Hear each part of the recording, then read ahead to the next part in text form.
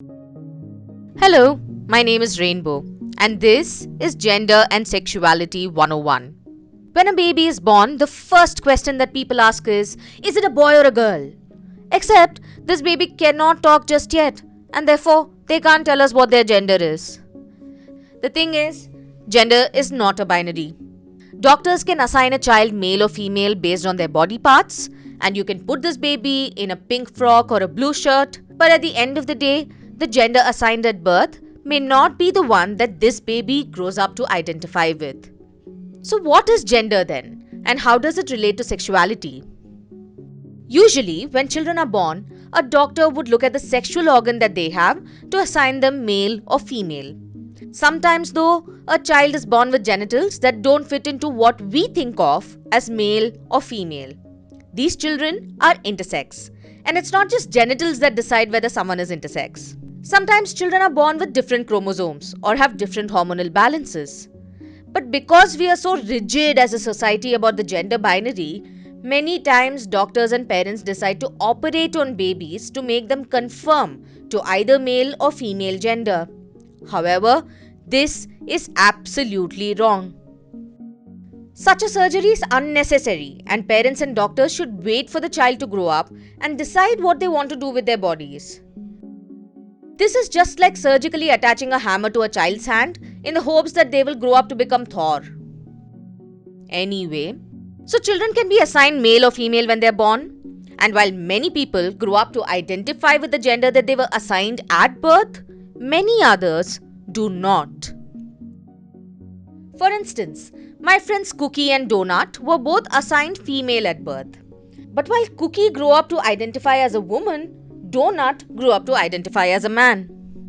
That makes Cookie a cisgender person and Donut a transgender person. Specifically, Donut is a transgender man or a trans man. Pancake, who was assigned male at birth and identifies as a woman, is a transgender woman or simply a trans woman. But it's not necessary that transgender people have to identify as a man or a woman.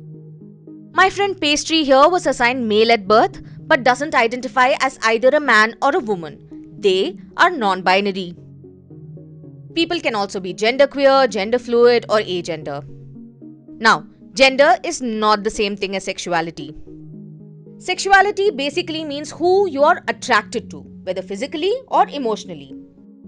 Donut, who is a trans man, is exclusively attracted to women. This makes him heterosexual or straight. Cookie is also attracted only to women. However, since she identifies as a woman herself, this makes her homosexual or lesbian. If a man is attracted to other men, he would be gay. Pancake, meanwhile, is pansexual, which means she is attracted to people of all genders. People may also identify as bisexual if they are attracted to men as well as women in the binary sense. As for myself, I am asexual. That means I do not feel sexual attraction to anybody. Some asexual people, like me, are also aromantic, as in, we do not want romantic relationships or sex. But not all asexual people are aromantic. However, the thing you need to remember is, all these are just labels at the end of the day. Gender and sexuality are fluid. Sometimes, people identify with the Q in LGBTQIA+, which stands for queer or questioning. This can apply to their gender or their sexuality or to both. And that doesn't make them any less normal or any less human.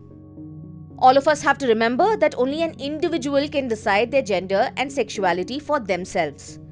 Just because you watched a video and have learned some definitions does not mean that you can tell someone else who they are or what they should do.